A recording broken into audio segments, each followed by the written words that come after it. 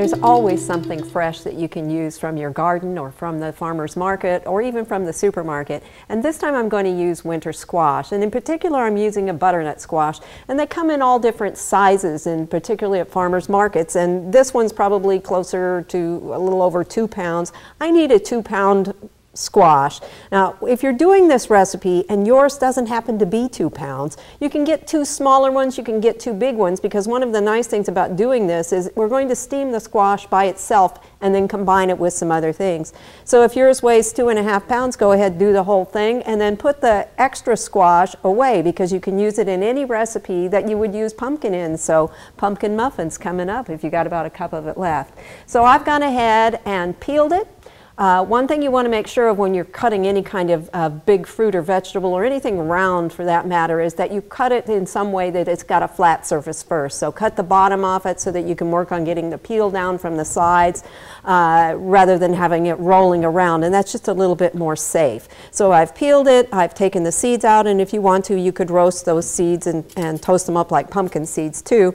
And then I'm going to steam the squash, and so I've got, in this case, a little flour steamer. If you've got any kind of steamer that will work, you can also jury rig one on your own by putting a plate suspended above some water and making sure there's some room on the side. So you want to make sure that the steamer basket is above the water that you've got coming to a boil. That's really the only trick to it.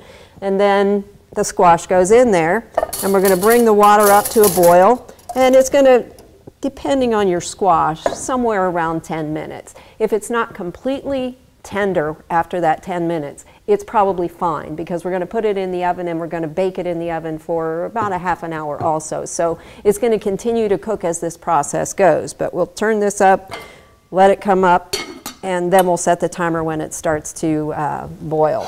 While that's going, there's a couple of other things that you can do. One, we need some fresh breadcrumbs for the topping. That means that you can't go to the supermarket and buy the nice bread crumbs in a tube because those are dried breadcrumbs and we want fresh. So you need 1 slice of white bread or so, and put it either in a blender or a food processor, pulse it a few times, maybe up to a dozen times, until it gets kind of coarse crumbs, something like you see here, and that's all there is to it. And then you can set that aside, but while this is coming up and steaming, that's a real good time to get some of these other things ready.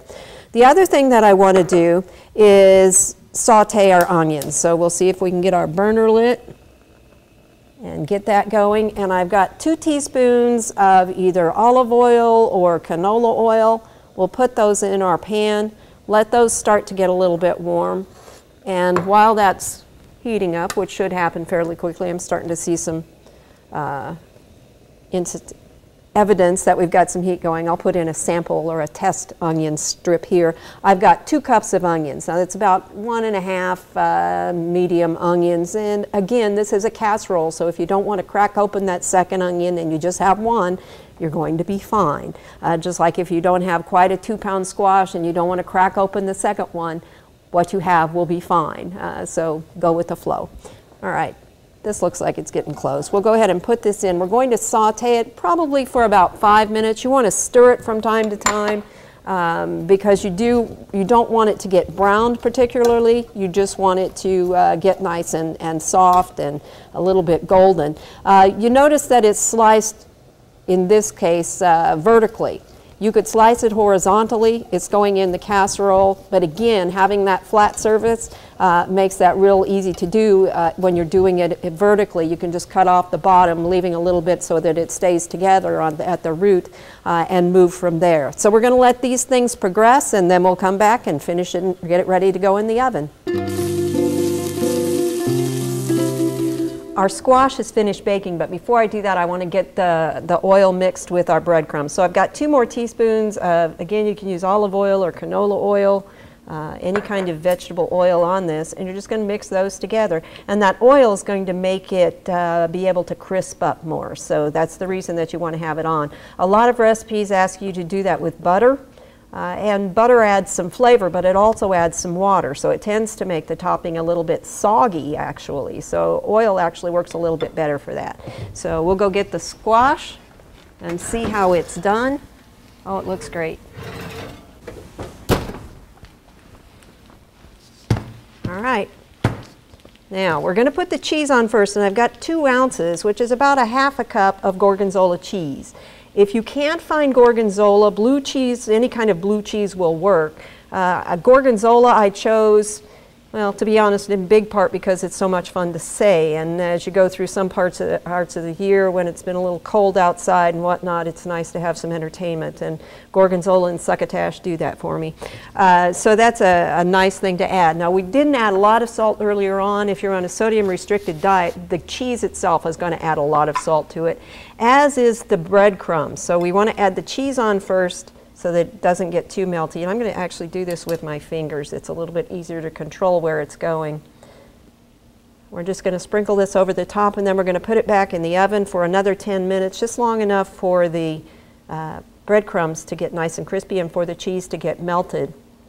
Now, butternut squash seems to have almost overtaken broccoli for a while there. Broccoli was the magic vegetable that was highest in everything, and it was the best thing that you could possibly eat. Now I'm seeing more and more recipes for butternut squash, as well as other types of winter squash, because they're high in vitamin A, or pre-vitamin A, which is important to us all.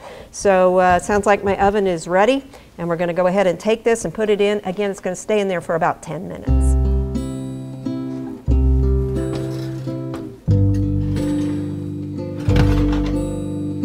Okay. Now this looks like it takes quite a while, and it does take some baking time, but you can actually prepare the squash up the night before and have it ready to go, so that saves you a fair amount of time. This makes about 6 servings, and it's one that I hope you'll give a try for while the evenings are still cool and while you can still get some really good squash in the market or the farmer's market, or maybe you've still got some left from your own garden last summer. This is butternut squash with Gorgonzola cheese for Oklahoma Gardening. I'm Barbara Brown.